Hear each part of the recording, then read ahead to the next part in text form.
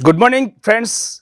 मैं प्रदीप कुमार उपाध्याय वापस आपके लिए लेके आया हूँ वीकली करंट अफेयर्स का सेकंड सेशन।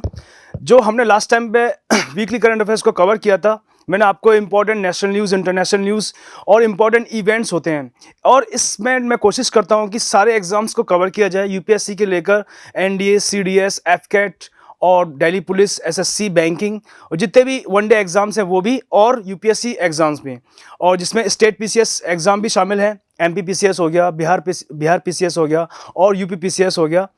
तो ये आप देखिए कि इस सेशन के अंदर मैं सारी चीज़ों को कवर करूंगा। ये मेरे खुद के बनाए गए नोट्स से मैंने डिफरेंट डिफरेंट मटेरियल से इसको कलेक्ट करके आपके लिए बनाया है।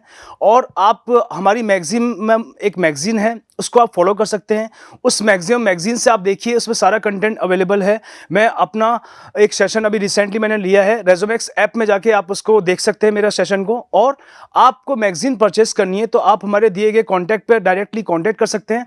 वाया स्पीड पोस्ट और नॉर्मल पोस्ट आप कहीं भी ऑल ओवर इंडिया में, चाहे जम्मू कश्मीर में हो, चाहे केरला में हो, तमिलनाडु में हो, चाहे अंडमान निकोबार आइलैंड में भी होंगे, पर आपको हम मैगजीन प्रोवाइड करेंगे आपकी रिक्वेस्ट पे। ठीक है, तो आपसे रिक्वेस्ट है कि आप इसको पढ़िए। बहुत अच्छा कंटेंट हमारी एक्सपीरियंस फैकल्टी ने उसको पुट अप किया है उसके अंदर, तो आप उसको पढ़ेंगे और ये सेशन को मेरा कंटिन्यू करेंगे, बिकॉज ये सेशन बहुत इंपॉर्टेंट है बेटा। और साथ के साथ हमारे गिरधर सर हैं, जो हमारे पॉलिटी और इकोनॉमी की एक्सपीरियंस फैकल्टी है, उनका आप डीएनए डेली न्यूज़ एनालिसिस जो द हिंदू पे वो करते हैं, तो उसको आप देखेंगे। तो आप तीनों चीज़ों को एक साथ करेंगे तो आपको किसी भी चीज़ में, किसी भी टॉपिक में कोई प्रॉब्लम नहीं आएगी, क्योंकि डीएनए में वो हर चीज़ का एनालिसिस प्रॉपर तरीके से करते हैं। इकोनॉमी का हो गया, पॉलिटी का हो गया और एनवायरमेंट का हो गया, जितने भी टॉपिक्स आते हैं।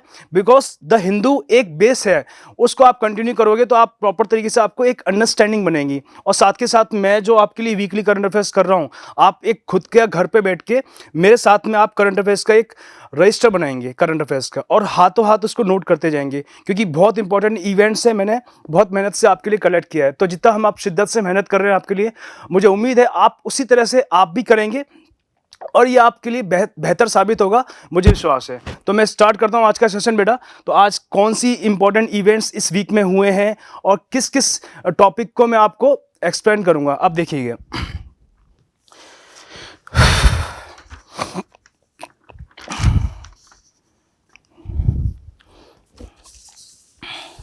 देखिए, एक बहुत इंपॉर्टेंट कॉन्सेप्ट है एग्रीकल्चर का।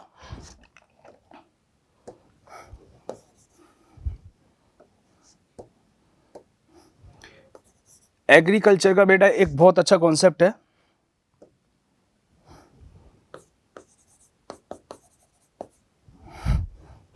आप मेरे साथ में लिखते चलेंगे साथ में इसको।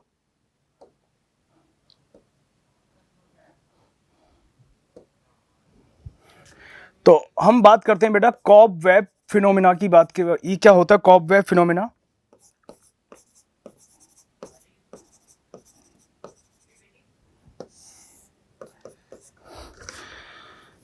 किसी मौसम में उत्पादन होने से उस फसल की कीमतें बढ़ जाती है। किसी मौसम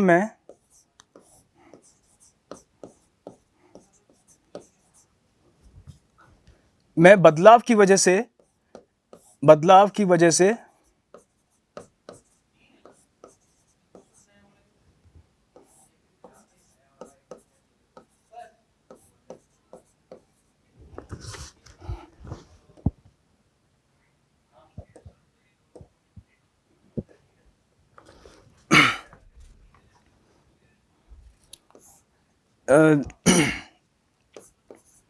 फसलों की कीमतों में वृद्धि हो जाती है। जैसे आपने देखा होगा कि अभी बेमौसम की बारिशें होती हैं, तो उसकी वजह से कितना आपको चेंजेस देखने को मिलेंगे।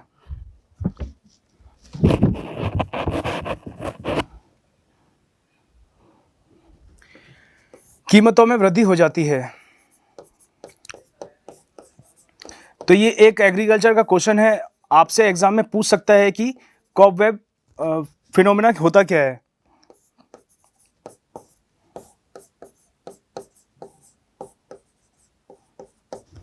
ठीक है। तो ये बहुत इंपॉर्टेंट है बेटा, ये अभी रिसेंटली न्यूज़ में चल रहा है, आपसे डायरेक्टली क्वेश्चन पूछ सकता है सीडीएस में, एफकेट में या यूपीएससी में और किसी भी स्टेट पीसीएस एग्जाम में कि डायरेक्टली कॉप वेव फिनोमेना क्या होता है कि मौसम के जलवायु परिवर्तन की वजह से मौसम चेंज होता है तो उसकी वजह से जो फसल अफेक्ट होती है उसके प्राइस हाई हो जाते हैं, तो ये कॉप वेव फिनोमेना होता है। ये कॉन्सेप्ट ये था। अब मैं डिस्कस करूंगा बेटा राष्ट्रीय खाद्य सुरक्षा मिशन दालों के बारे में। एग्रीकल्चर का पोर्शन चल रहा है हमारा।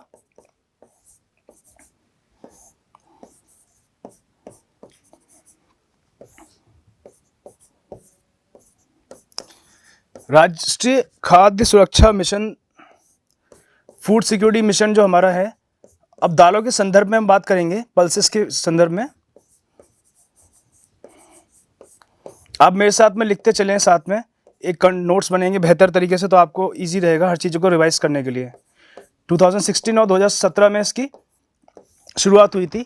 फूड सिक्योरिटी मिशन पल्सेस के बारे में, दालों की गुणवत्ता बढ़ाने के लिए, उनकी उत्पादकता बढ़ाने के लिए और हमारे कंट्री को दालों के उत्पादन में आत्मनिर्भर बनाने के लिए एक मिशन स्टार्ट हुआ था। इसको लिख लीजिए। इसकी शुरुआत कब हुई थी? 2016 से लेकर 17 के बीच में। और इससे जुड़ी कौन कौन सी योजनाएं जो संचालित हैं इस टाइम पे हम देखेंगे। प्रधानमंत्री आशा योजना,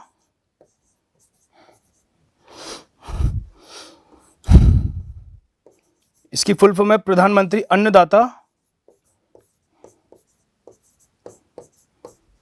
आय संरक्षण अभियान।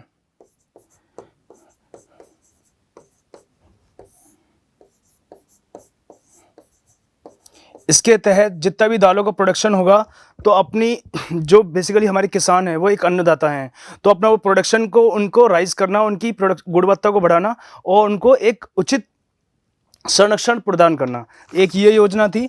तो पूछ लेगा आपके कि इससे रिलेटेड, दालों से रिलेटेड, दालों के प्रोडक्शन से रिलेटेड ये सारी स्कीम्स हैं, ये बहुत important, exam point of view से बहुत इंपॉर्टेंट है। आप लिखिए इनको। अगला है बेटा वर्षा सिंचित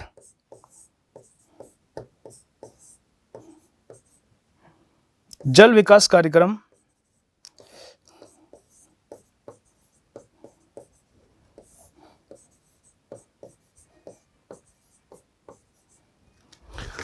और मोटे अनाजों जिसमें तिलहन, दलहन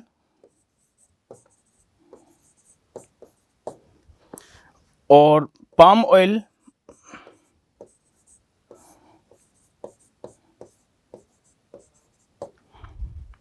मक्का की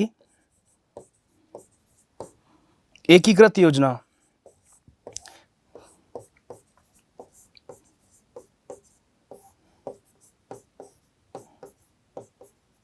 देखेंगे, देखिए जब 1960 से 70 के दशक के अंदर आपने देखा होगा हरित क्रांति जी हमारे कृषि वैज्ञानिक थे एमएस स्वामीनाथन जी की अध्यक्षता में स्टार्ट की गई थी। अभी रिसेंटली में उनकी 2023 में डेथ हुई है और अभी हाल ही में उनको नोबल किससे भारत रत्न का अवार्ड मिला है। उनको भारत रत्न का अवार्ड मिला है। इसकी ये एक इंपॉर्टेंट क्वेश्चन आ सकता है आपसे कि भारत रत्न से किस कृषि वैज्ञानिक को नवाजा गया है?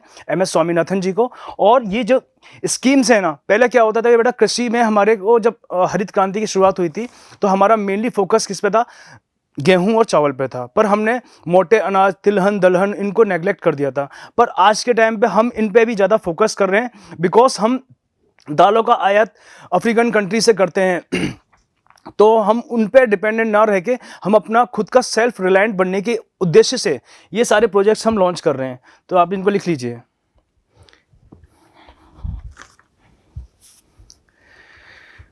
ये पूरा एग्रीकल्चर का पोर्शन था, इसमें क्वेश्चन आ सकता है, आप इसको नोट कर लीजिए। नेक्स्ट लिखेंगे हम एक क्वाड ग्रुप है, बहुत इंपॉर्टेंट न्यूज़ में चलता है कि व्हाट इज क्वाड ग्रुप और क्वाड ग्रुप में कौन कौन सी कंट्रीज शामिल हैं। तो मैं इसमें लिखता हूं, सबसे पहले इसमें बेटा इंडिया, ऑस्ट्रेलिया, डिफेंस की न्यूज़ है ये, और जापान और यूएसए। तो ये क्वेश्चन पूछेगा कि रिसेंटली में हमें चाइना को काउंटर करने के लिए, जैसे चाइना अपना one belt one road initiative के तहत वो पूरा एक्सप्लोर कर रहा है अपने को, जैसे पर्ल ऑफ एक्ट पॉलिसी के तहत वो अपने को एक्सप्लोर कर रहा है, तो हमें उसको काउंटर करने के लिए हिंद महासागर में क्वाड ग्रुप को लॉन्च किया है। क्वाड ग्रुप में चारों जो कंट्रीज हैं वो मल्टीलेटरल एक्सरसाइजेस करती हैं, चाहे नेवी के अंदर चाहे आर्मी में, ताकि इनके बीच में एक डिफेंस कॉपरेशन को एक रॉबस्टनेस मिल सके। ओके दोस्तों, अगला देखेंगे हम।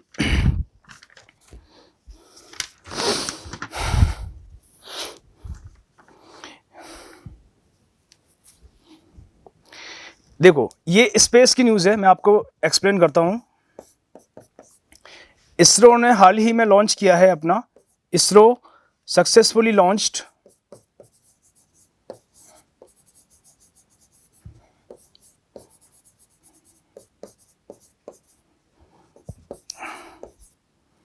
The INSAT 3DS weathering system,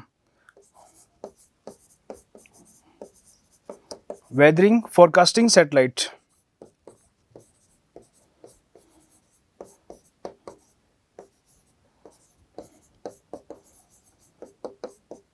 और इसको फंडेड किसने किया है? मिनिस्ट्री ऑफ अर्थ साइंस ने।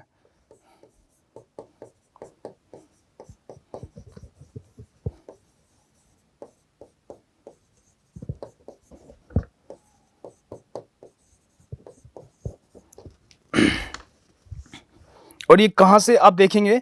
GSLV F-14, GSLV F-14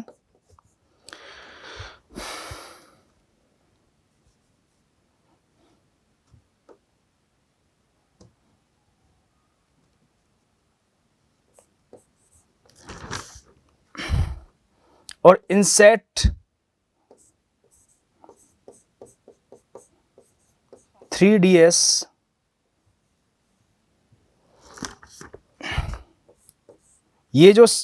ये सैटेलाइट्स हैं, ये रोटेशन करती हैं जिन सिंक्रोनस ऑर्बिट में।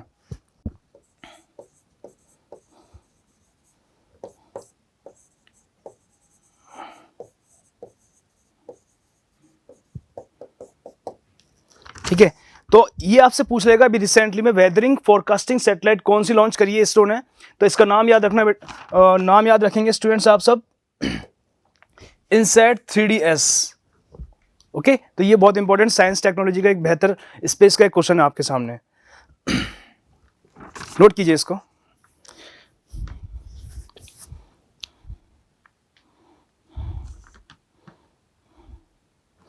मैं आपको एक डिफरेंस बताऊंगा कि जियो स्टेशनरी सैटेलाइट क्या होती हैं और जियो सिंक्रोनस सैटेलाइट क्या होती हैं, वो किस तरह से उनका रोटेशन होता है, उसकी वजह से उनका नेम चेंज होता है। तो आप इसको निकलिए पहले, फिर मैं बताता हूं आपको। मैं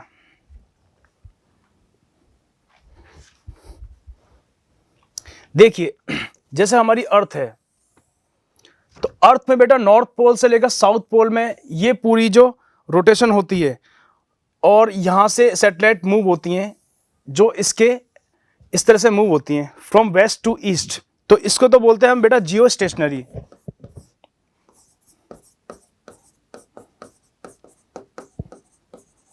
और कोई सैटेलाइट अगर इस तरह से एलिप्टिकली मूव करे तो उसको बोलते हैं हम जियो सिंक्रोनस।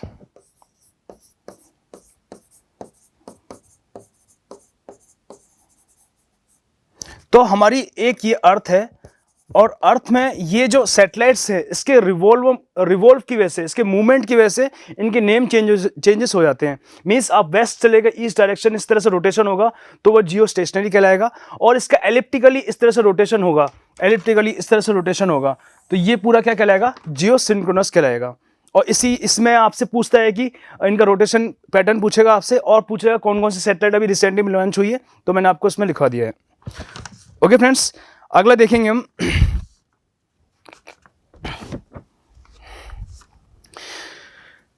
जैसे मैंने लास्ट पेज में लिखाया था आपको, GSLV F-14 and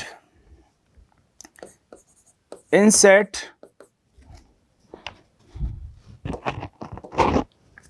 3DS। Okay, इसको किसने लॉन्च किया है? ये श्री सतीश धवन स्पेस सेंटर से लॉन्च हुई हैं।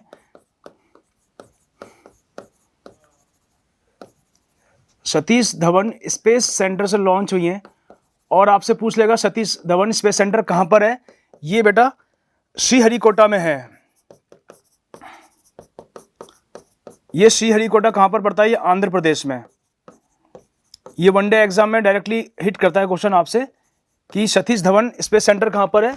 श्रीहरिकोटा आंध्र प्रदेश में। और आपसे ये पूछेगा GSLV F14 वो सैटेलाइट है। ये जो सैटेलाइट है ये कौन सी है? जियो सिंक्रोनस। मैंने अभी बता दिया आपको, जियो सिंक्रोनस है। ये दोनों एग्जांपल जियो सिंक्रोनस के हैं। जियो सिंक्रोनस सैटेलाइट है। ओके, तो रिसेंटली में ये है। और इससे पहले कौन सी ऑपरेट हो रही थी? GSLV F14 हो रही थी। उसके बाद से अभी रिसेंटली में कौन आई है? NSAT 3DS आई है।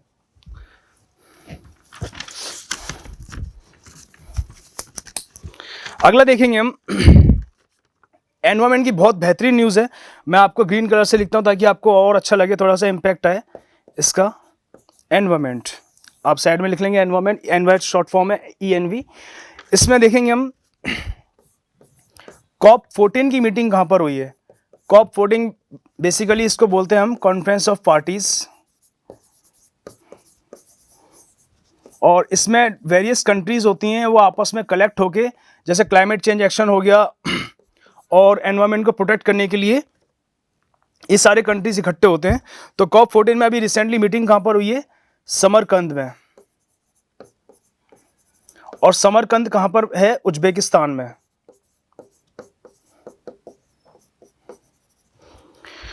तो इसमें बेसिकली उद्देश्य क्या है? इसमें माइग्रेटरी स्पीसीज कंजर्वेशन करना, impacts of light pollution on migratory species, जो माइग्रेटरी स्पीसीज हैं उनको संरक्षण करना और जितने ज़्यादा हम उपयोग कर सकें। मैं लिख देता हूं उस चीज़ों को, सेफ गार्डिंग दी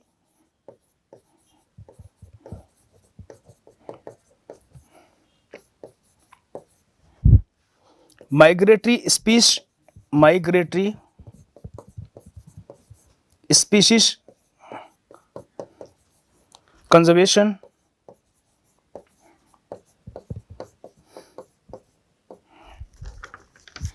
और एक पूछ लेगा आपसे, COP14 जो समिट हुई थी वो ऑलरेडी पहले कहां पर हुई थी? बोन में हुई थी।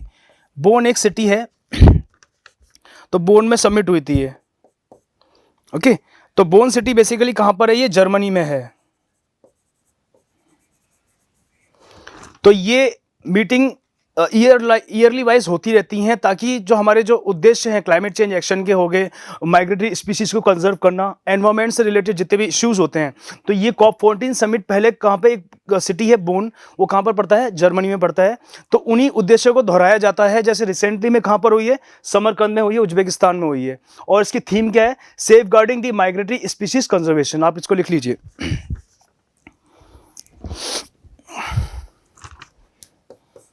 और इसकी एक प्रॉपर थीम है, nature knows no boundaries.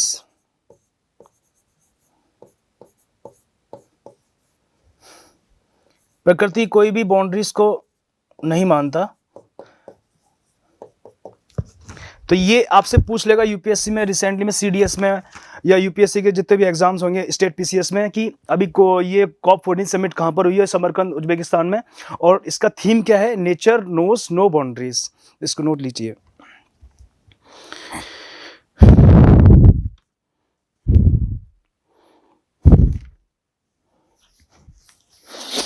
Next लिखेंगे, देखिए एक बहुत इंपॉर्टेंट, एक अभी रिसेंटली मैंने, एक केमिकल है उसका काफ़ी इम्पैक्ट हो रहा है।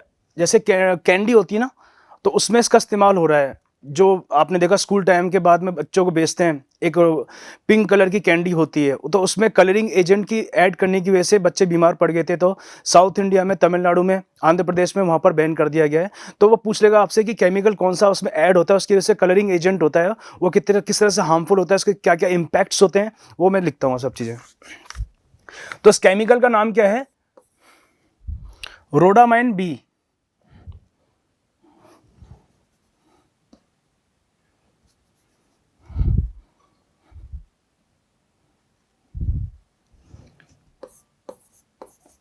रोडामाइन बी इस केमिकल का नाम है, और ये आर्टिफिशियल कलरिंग एजेंट है, आर्टिफिशियल कलरिंग एजेंट है।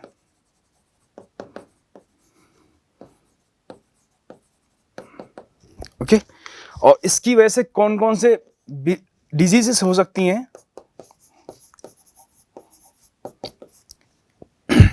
जैसे न्यूरोटॉक्सिसिटी, ब्रेन से रिलेटेड प्रॉब्लम हो सकती है आपको, न्यूरोटॉक्सिसिटी बोलते हैं इसको, और किडनी फेलियर भी हो सकती है।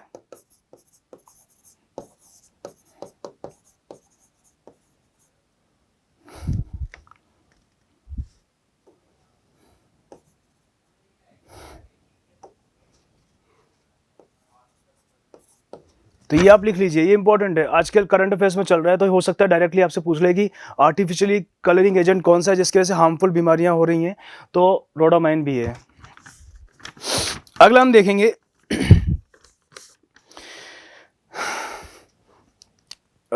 इकोनॉमी से रिलेटेड एक टॉपिक है, इकोमिस, इकोनॉमी, आप शॉर्ट फॉर्म इसको नोट कीजिए, economy, PM mega integrated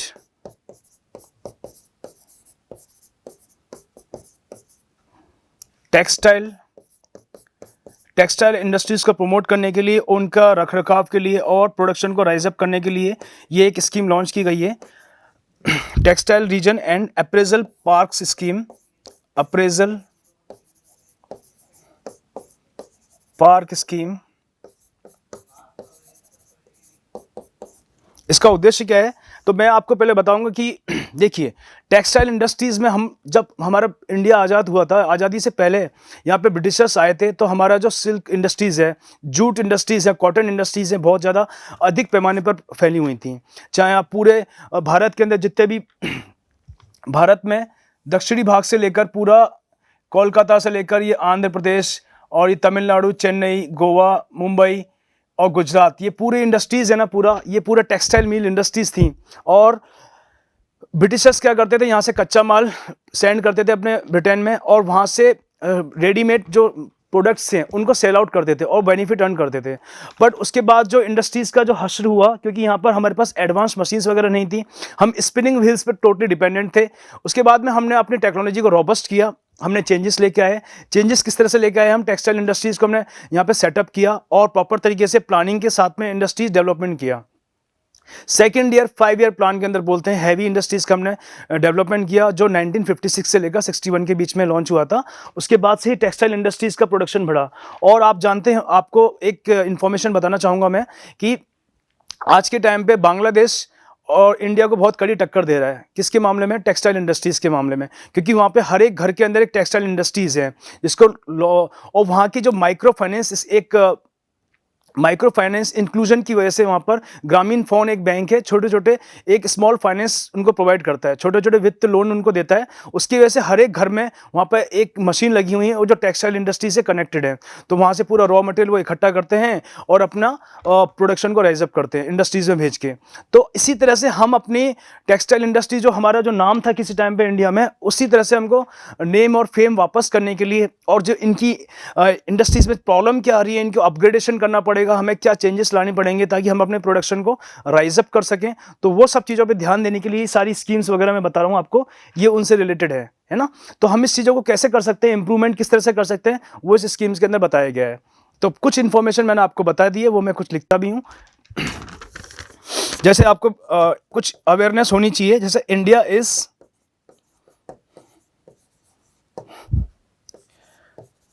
third largest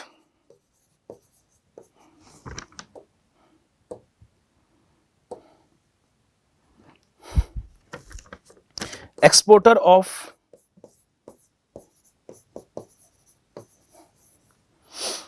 textiles in the world।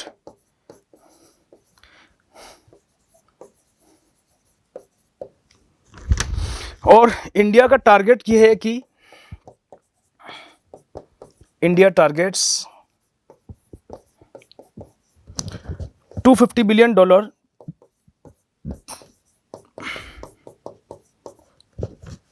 Production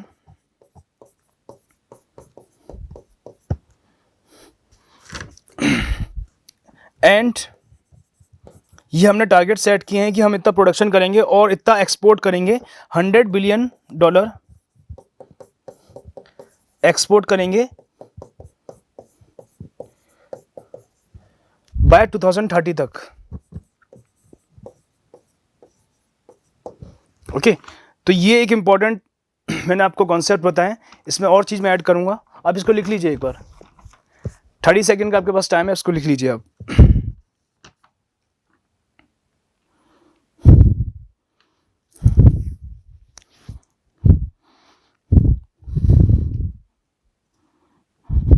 अब गवर्नमेंट कौन कौन सी इनिशिएटिव लिया है उन्होंने कि टेक्सटाइल इंडस्ट्रीज को प्रमोट करेंगे, वो मैं आपको स्कीम्स लिखवाऊंगा। जैसे कि ये स्कीम थी, मैंने बेसिक आइडिया बताया आपको, और इसमें और बताता हूँ, मैं कुछ चीज़ें ऐड करता हूँ। चाइना, तुर्की और बांग्लादेश, तो इस टाइम पे ये मेजर टेक्सटाइल प्रोडक्शन इंडस्ट्रीज हैं आज के टाइम पे वर्ल्ड में। मेजर टेक्सटाइल इंडस्ट्रीज हैं। देखिए टेक्सटाइल इंडस्ट्रीज हैं, इसके पीछे रीजंस होते हैं। इसकी फेवरेबल कंडीशंस क्या होती हैं? क्लाइमेट कैसा होना चाहिए? ह्यूमिड होना चाहिए, आर्द्र जलवायु होनी चाहिए यहाँ पर। और रॉ मटेरियल किस तरह का होना चाहिए? कच्चा माल जो होता है वो किस तरह का होगा यहाँ पे, रॉ मटेरियल्स किस तरह का होगा यहाँ पर। और इसको एक्सपोर्ट कर सकें, एक्सपोर्ट इंपोर्ट की फैसिलिटी हमारे पास होनी चाहिए, नियरेस्ट पोर्ट होना चाहिए, बंदरगाह जिसको बोलते हैं, और ताकि हम दूसरे देशों में और दूसरी जगह पे इजीली इसको ट्रांसपोर्ट के थ्रू पहुंचा सकें। तो ये कुछ फेवरेबल कंडीशंस होती हैं। इसमें हम बात करते हैं कि लेबर अवेलेबिलिटी होनी चाहिए, लेबर किस तरह की रहेगी अच्छी, तो हम इजीली अपने प्रोडक्शन को राइज अप कर सकते हैं। एडवांस मशीन्स होती हैं, वो बहुत फेवरेबल रोल अदा करेंगी इसके अंदर, एडवांस मशीन्स। ये कुछ कंडीशंस होती हैं मैंने लिखाई, इसी की वजह से ये कंट्रीज हैं आज के टाइम पे टेक्सटाइल प्रोडक्शन में बहुत अच्छा नाम कर रहे हैं। तो मैं बताना चाहूँगा आपको, हमारी कुछ इंपॉर्टेंट गवर्नमेंट इनिशिएटिव्स हैं, मैं लिखता हूँ उसको।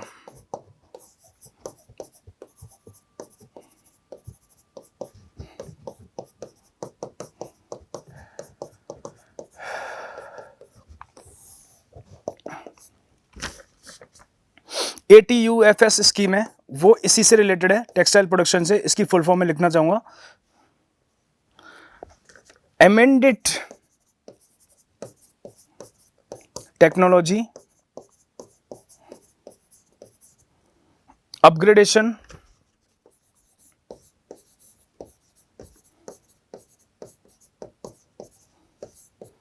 Fund scheme. इस स्कीम को ATUFS पूछेगा किस स्कीम किस से रिलेटेड है, यूपीएससी में डायरेक्टली क्वेश्चन हिट करेगा, स्टेट पीसीएस में, यूपीपीसीएस में। तो आप ये लिखेंगे कि ATUFS वो किससे रिलेटेड है? टेक्सटाइल इंडस्ट्री से रिलेटेड है। नेक्स्ट स्कीम है समर्थ स्कीम।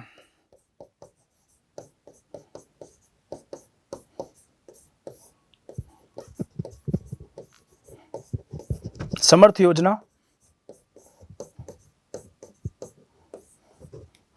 इसका उद्देश्य क्या है? स्कीम फॉर, फुल फॉर्म पूछेगा आपसे, scheme for capacity building in textile industry. तो टेक्सटाइल इंडस्ट्रीज में कैपेसिटी बिल्डिंग को अच्छा करना।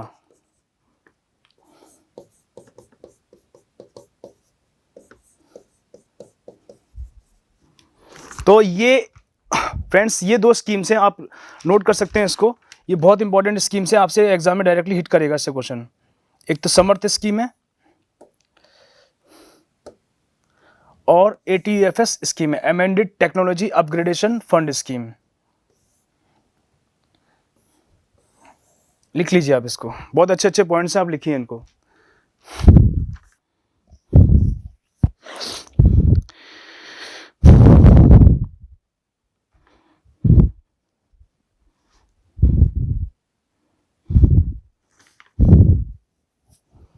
अब मैं कुछ आपको बताना चाहूँगा, ये तो हमारा इकोनॉमी सेक्टर हो गया। अब कुछ फैक्चुअल इन्फॉर्मेशन जो अभी रिसेंटली में न्यूज़ चल रही है, factual news.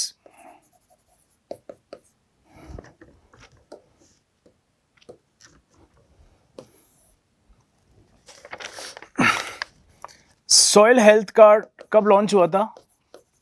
Soil health card 2014 से लेकर 2015 के बीच में स्कीम लॉन्च हुई थी, ताकि हम मिट्टी की गुणवत्ता को जांचने के लिए, सॉइल क्वालिटी को मेज़र करने के लिए इसकी लॉन्च करी थी। तो कई वनडे एग्जाम में हमसे पूछ लिया एसएससी वगैरह में, एसएससी में, कि सॉइल हेल्थ कार्ड स्कीम कब लॉन्च हुई थी? 2014-15 में हुई थी। अभी रिसेंटली में डिफेंस की एक न्यूज़ है, मिलान 2024, मिलान 2024। तो ये क्यों हाईलाइटेड है? ये मल्टीलेटरल नेवल एक्सरसाइजेस है, मल्टीलेटरल नेवल एक्सरसाइजेस हुई है, नेवी की एक एक्सरसाइज है।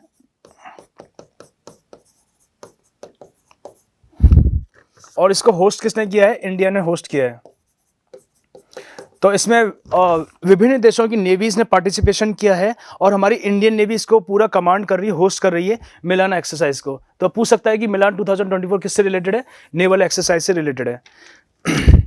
अब कुछ यूपी की स्कीम्स बताऊंगा। यूपी एग्जाम्स आ रहे हैं, आप जानते हैं, यूपी पीसीएस हो गया, यूपी आरओ हो गया, और यूपी पुलिस कांस्टेबल हो गया, यूपी एसआई हो गया। तो उसमें पूछ सकता है कि यूपी में कुछ स्कीम्स हैं, जैसे पीएम उषा, ये बहुत हाईलाइटेड स्कीम चल रही है, इसको अभी रिसेंटली में लॉन्च किया है। पीएम उषा की फुल फॉर्म क्या है?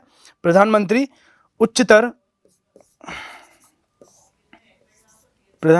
उच्चतर शिक्षा अभियान योजना, शिक्षा अभियान योजना।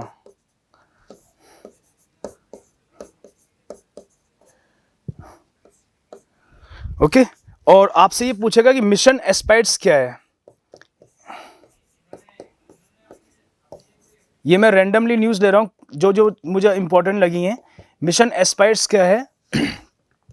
ये आईआर का एक टॉपिक है।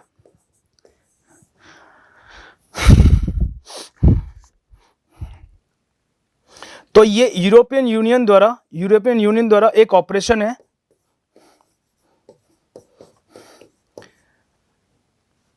टू प्रोटेक्ट रेड सी में जितने भी हमले हो रहे हैं हूती समुदाय द्वारा,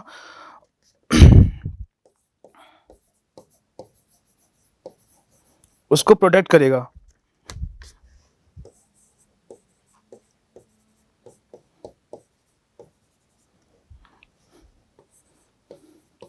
ईरान बैक्ड हूती अटैक्स।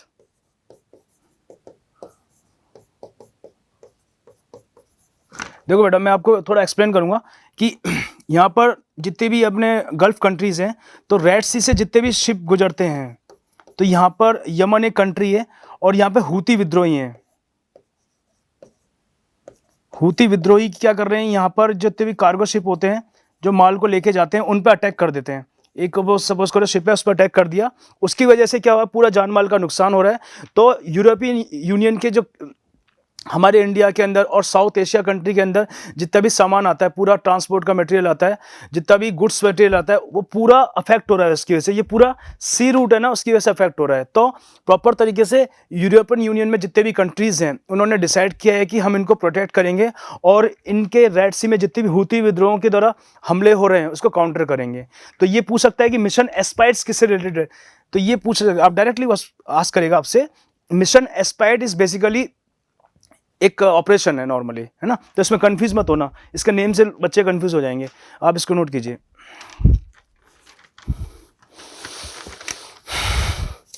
अगला लेंगे हम, एशिया का सबसे बड़ा जनजातीय त्योहार कहां मनाया गया है?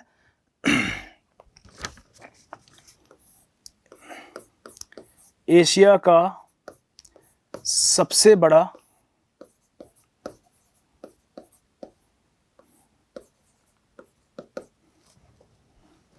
जनजातीय त्योहार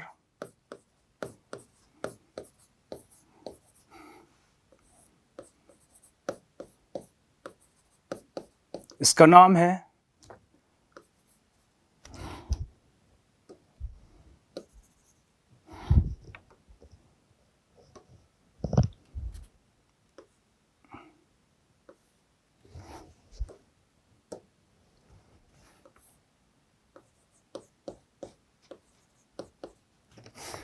समक्का सरक्का त्योहार।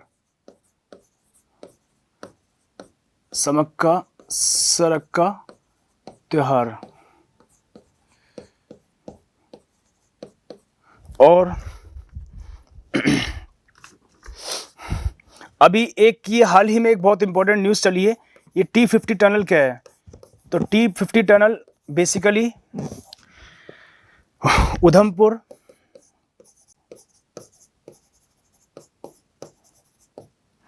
श्रीनगर, बारामूला रेल लिंक है। तो ये एक टनल बनाई गई है, तो किसको किससे कनेक्ट करेगी, ये श्रीनगर को, उधमपुर को श्रीनगर से Baramulla link rail link project है।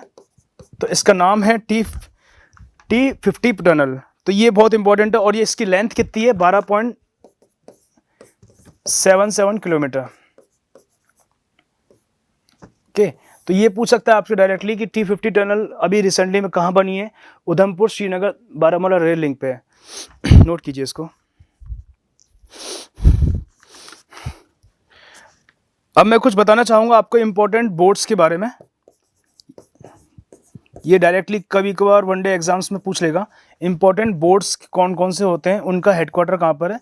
तो इम्पोर्टेंट बोर्ड्स के अंदर हम देखेंगे कॉफ़ी बोर्ड कहाँ पर है,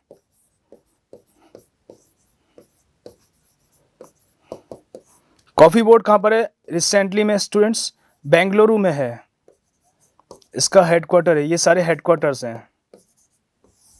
ओके, और रबड़ बोर्ड कहाँ पर है,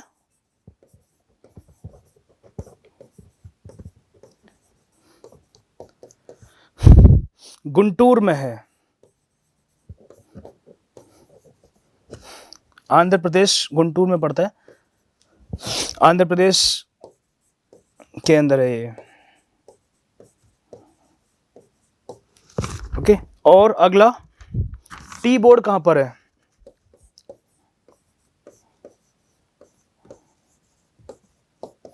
टी बोर्ड कहां पर है, कोट्टायम में।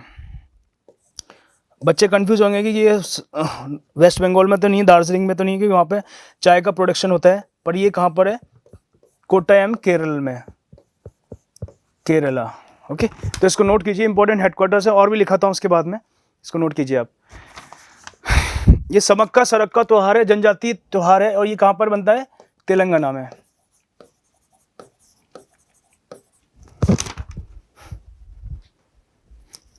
तो ये बहुत इंपॉर्टेंट न्यूज़ हैं जो लास्ट वीक में हुई हैं, मैंने आपको सब चीज़ें नोट करा दी हैं।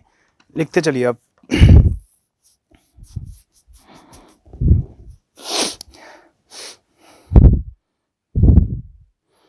अगला मैं लिखूंगा इसके अंदर तंबाकू बोर्ड कहाँ पर है, टोबैको बोर्ड।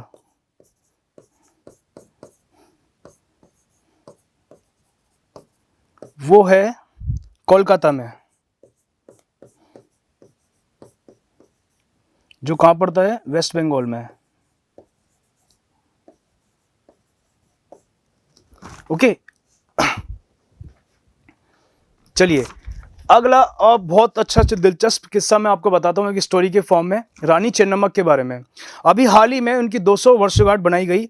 उनका जो कार्यकाल था मैं बताऊंगा आपको, वो किस विद्रोह से संबंधित थी। ब्रिटिश टाइम के दौरान रानी चेन्नम्मा है वो काकाती राजवंश से ताल्लुक़ रखती थी, जो कर्नाटक राज्य में पड़ता है, और बेलगावी जिले हैं, जो बेलगांव जिसको बोलते हैं, महाराष्ट्र और कर्नाटक के बीच में बॉर्डर पे पड़ता है। तो काकाती राजवंश में कर्नाटक राज्य के बेलगावी जिले के काकती ग्राम में उनका जन्म हुआ था। राज्य की हड़प नीति का उन्होंने विरोध किया और अंग्रेजों के खिलाफ संघर्ष किया। मन का मतलब उनका जो विवाह हुआ था राजा मल्ल सर्ज से विवाह हुआ, परंतु उनकी इस मृत्यु हो गई और उनकी एकमात्र संतान थी, उसका नाम रुद्र सर्जर था। तो रुद्र सर्ज की मृत्यु होने के बाद उन्होंने एक बच्चे को गोद ले लिया। उस बच्चे का क्या नाम था, शिवलिंगप्पा। बट अंग्रेज उस टाइम पे क्या करते थे, राज्य की हड़प नीति को फॉलो करते थे। राज्य की हड़प नीति के तहत वो क्या करते थे, किसी भी जैसे किसी में राजा की संतान नहीं होती थी तो उस राज्य को अपने साथ में मिला लिया करते थे। तो इसी की वजह से रानी चेन्नम्मा ने उनका विद्रोह किया, उनके खिलाफ लड़ी, वो अंग्रेजों के खिलाफ वो बहादुरी से लड़ी। पर उनके कुछ ही सेनापतियों ने अंग्रेजों का साथ देके उसमें वो संघर्ष किया उन्होंने, पर उसकी वजह से वो हार गई, पर हार नहीं मानी उन्होंने और अंत में लड़ती रहीं वो, और वो कुछ सालों तक जेल में रखी और उन्होंने प्राण त्याग दिए। तो ये आपसे पूछ लेगा कि रानी चेन्नम्मा की अभी हाल ही में कौन सी वर्षगांठ मनाई गई थी? 200वीं वर्षगांठ। और उनका संबंध किस विद्रोह से ताल्लुक रखती हैं? वो कित्तूर का एक विद्रोह होता है। तो मैं सब चीज़ आपको लिखवाता हूँ।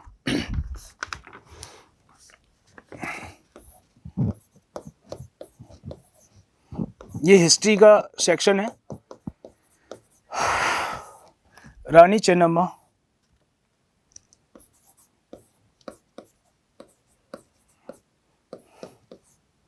200वीं वर्षगांठ बनाई गई उनकी।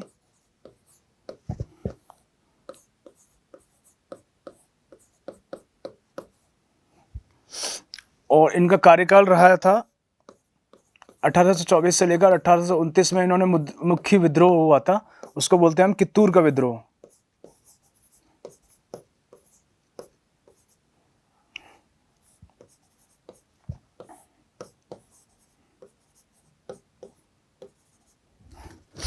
तो ये मैंने आपको सब चीज़ें इंपॉर्टेंट यही है आपके, बाकी मैंने इनके बारे में आपको पूरा बता दिया है। तो ये आप लिख लीजिए इसको।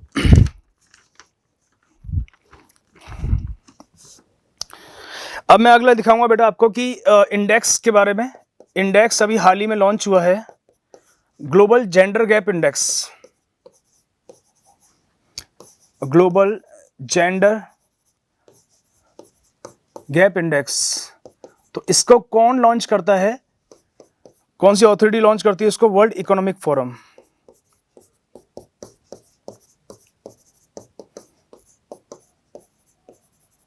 वर्ल्ड इकोनॉमिक फोरम लॉन्च करती है इसे, ग्लोबल जेंडर गैप इंडेक्स। तो क्वेश्चन आपसे डायरेक्टली आज के टाइम पे ये question 1 to 1 exam state PCS में बहुत, और एसएससी में, दिल्ली पुलिस में बहुत पूछे जा रहे हैं, यूपी पुलिस में पूछे जाएंगे। ग्लोबल जेंडर गैप इंडेक्स कौन लॉन्च करता है? वर्ल्ड इकोनॉमिक फोरम लॉन्च करता है। मैं आपको कुछ इंपॉर्टेंट ट्राइब्स के बारे में बताऊंगा। अंडमान निकोबार की इंपॉर्टेंट ट्राइब्स, जो जनजाति हैं वहां की, Andaman Nicobar group of islands के अंदर।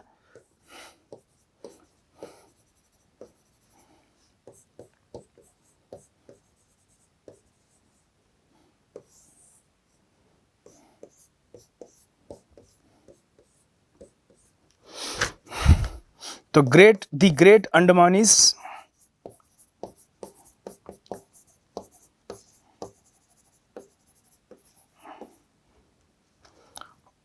ओंगे जनजाति,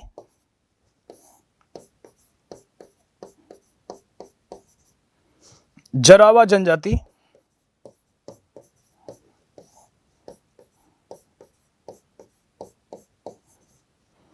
सेंटिलिस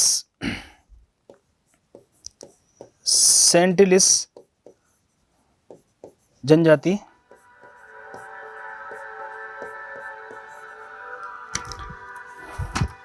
तो एक सेकंड रुकिएगा, फोन आ रहा है सर। मैं रिकॉर्डिंग में बाद में बात करता हूँ।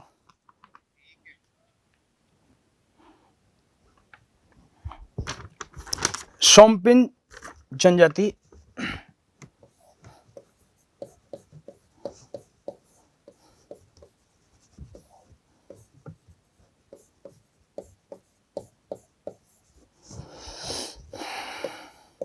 इंग्लिश में भी लिख रहा हूँ, आपको कोई प्रॉब्लम नहीं आएगी। शोम्पिन जनजाति, सेंटिलिस,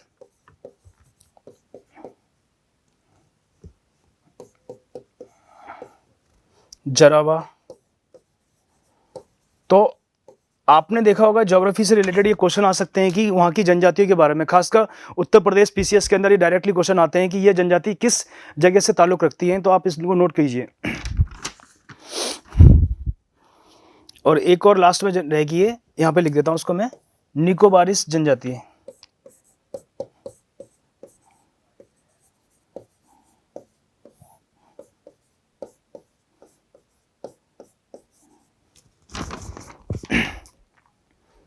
इसको लिख लिया आप।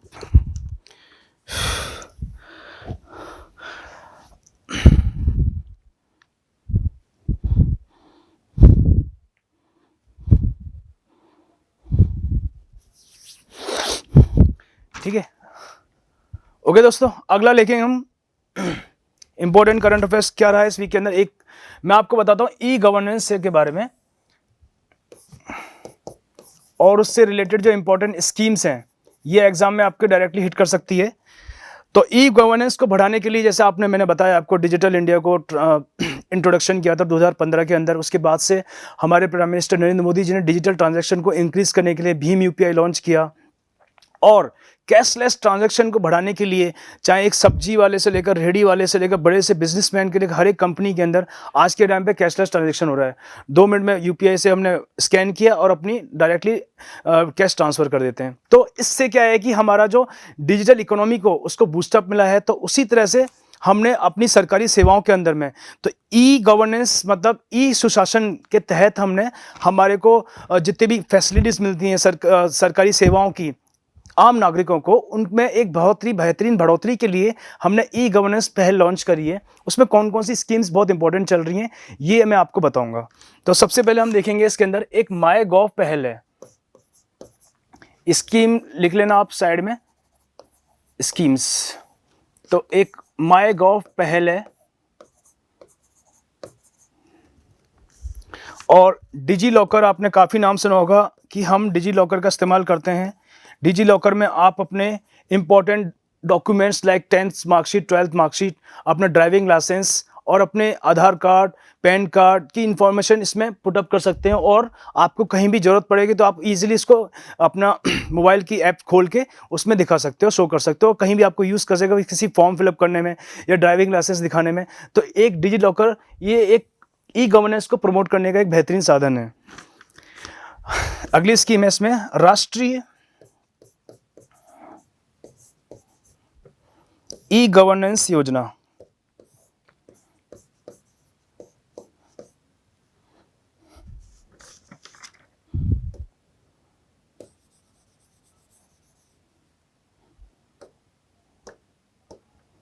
राष्ट्रीय ई गवर्नेंस, माफ करना, ये थोड़ा सा पेन गड़बड़ हो रहा है।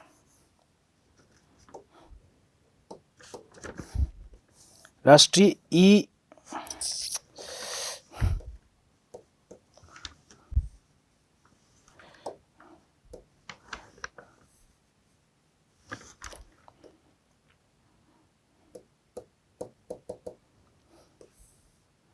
राष्ट्रीय ई गवर्नेंस योजना जो ई सुशासन को प्रोत्साहित करेगी।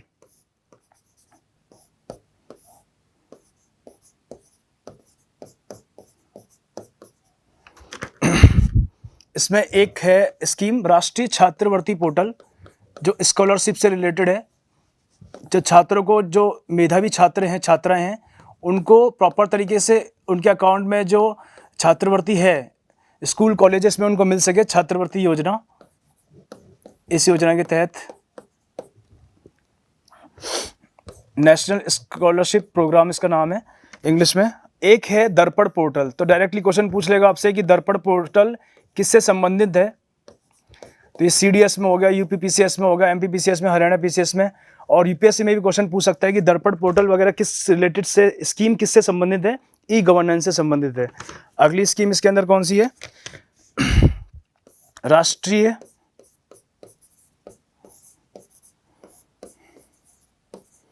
भू सूचना विज्ञान केंद्र।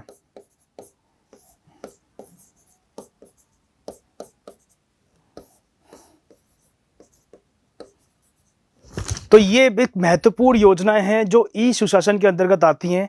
मतलब इसमें भूमि का पूरा रिकॉर्ड इसके अंदर आपको इसमें ऐप में होता है, तो आप उसमें पूरा चेक कर सकते हैं कितनी एकड़ भूमि है हमारी, और उस पर किसका नाम लिखा है, कौन कौन से रजिस्ट्री किसके नाम पे हो रखी है। तो ये सारी ना ये ई सुशासन स्कीम के अंदर आती है। तो आप इसको लिख लीजिए।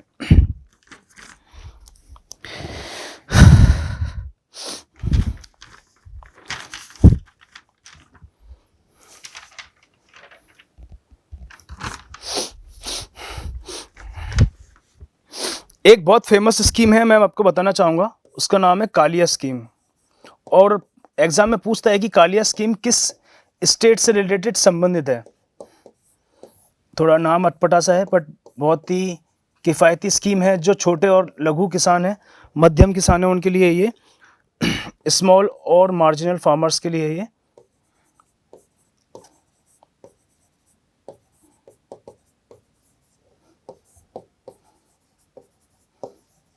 लघु एवं सीमांत किसानों के लिए।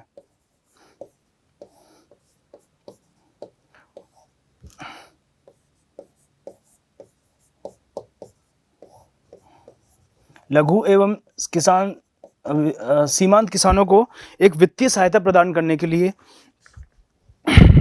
तो कालिया की फुल फॉर्म में यहाँ पे लिख देता हूँ, थोड़ा स्पेस कम हो गया है, मैं उस नेक्स्ट पेज में लिखता हूँ उसको।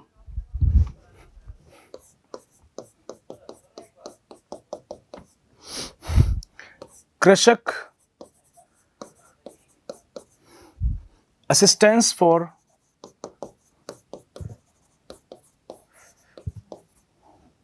livelihood and income augmentation।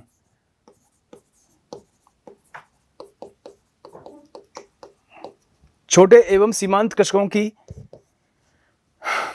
आजीविका को बढ़ाने के लिए ये स्कीम लॉन्च की गई है।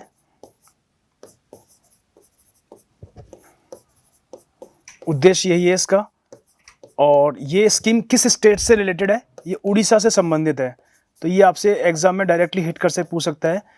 कालिया स्कीम किस स्टेट से है? उड़ीसा से है। और लघु एवं सीमांत किसानों की आजीविका को बढ़ाना, उनको रोजगार के साधन उपलब्ध कराना है। एक यूपीएससी में 2020 में क्वेश्चन आया था कि सियाचिन ग्लेशियर है वो कहाँ पर मौजूद है? सियाचिन ग्लेशियर है वो कहाँ पर मौजूद है? तो वो नुब्रा घाटी के उत्तर में मौजूद है। नुब्रा घाटी है, नुब्रा वैली, उसके उत्तर में स्थित है। तो ये एक ऑप्शन में आया था। तो हो सकता है कि ये एग्ज़ाम, ये सीडीएस में, एनडीए में ये रिपीट होते हैं क्वेश्चंस, तो आपके अपकमिंग एग्जाम्स में भी रिपीट हो जाएं। मैं एक 1 to 1 इस तरह से आपके लिए लेके आऊँगा। अगला मैं बताऊँगा आपको कि इंडिया, भारत और अल्बानिया एक कंट्री है, उसके साथ में हमारे बेहतर रिलेशंस करने के लिए प्रधानमंत्री नरेंद्र मोदी जी अभी मिले हैं। तो अल्बानिया का महत्व क्या है उसके बारे में बताऊंगा, इसकी प्रेजेंस कहाँ पर है, मैं मैप बना के बताता हूँ आपको। देखिए, ये हम यूरोप के अंदर चलेंगे तो यहाँ पर इटली है, ओके, इसकी कैपिटल रोम है। और यहाँ पर एड्रियाटिक सी है,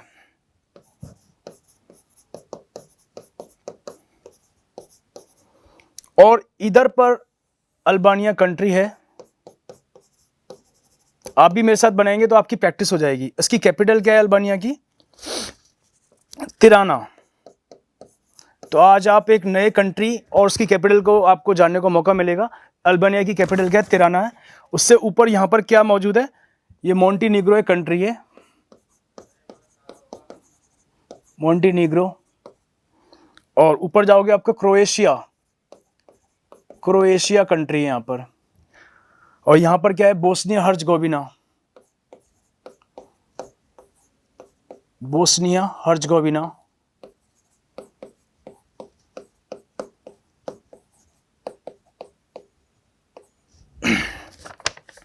और अल्बानिया के पास में कौन सा कंट्री है? कोसोवा। तो इसके साथ में आपको बताना चाहूँगा कि इसकी हमारा इंडिया भारत के साथ में अल्बानिया के रिलेशन, अभी डिप्लोमेटिक रिलेशन बहुत स्ट्रांग हुए हैं। तो आपसे पूछेगा कि अल्बानिया की कैपिटल क्या है, खासकर स्टेट पीसीएस में ये एग्जाम डायरेक्टली हिट कर सकता है। तो अल्बानिया की कैपिटल क्या है? तिराना। तो ये एक इंपॉर्टेंट पॉइंट है। और इसकी एग्जैक्ट पोजीशन कहाँ पर है? एड्रियाटिक सी के बिल्कुल जस्ट शोर लाइन पे है।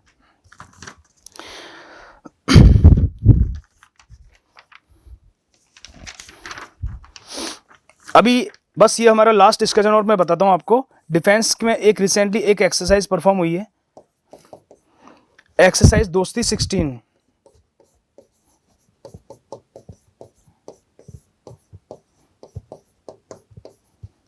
तो ये किस किस कंट्री के बीच में हुई है मैं बताना चाहूंगा आपको। इंडिया, मालदीव, श्रीलंका। और ये एक्सरसाइज बेसिकली कोस्ट गार्ड के द्वारा परफॉर्म की गई है।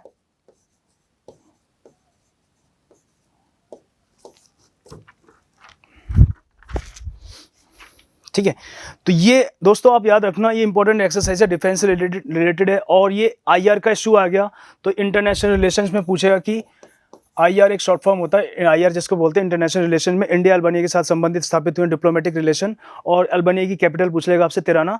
और एक्सरसाइजेस दोस्ती 16 किससे किन किन कंट्रीज के बीच में हुई है, कोस्ट गार्ड ने परफॉर्म करी है, इंडिया, मालदीव, श्रीलंका। तो आज तक ये जो इंपॉर्टेंट इवेंट्स थे करंट अफेयर्स सेशन के अंदर मैं सब आपको एक्सप्लेन कर दिया है। आई होप दैट इस आपको चीज़ों को बहुत बेनिफिशियल मिलेगा आने वाले एग्जाम्स में।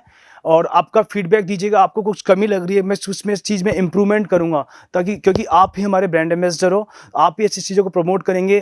कुछ भी कमी हो रही है राइटिंग में या एक्सप्लेनेशन में तो लिटिल बिट मैं उस चीज़ को इम्प्रूव करने की कोशिश करूँगा।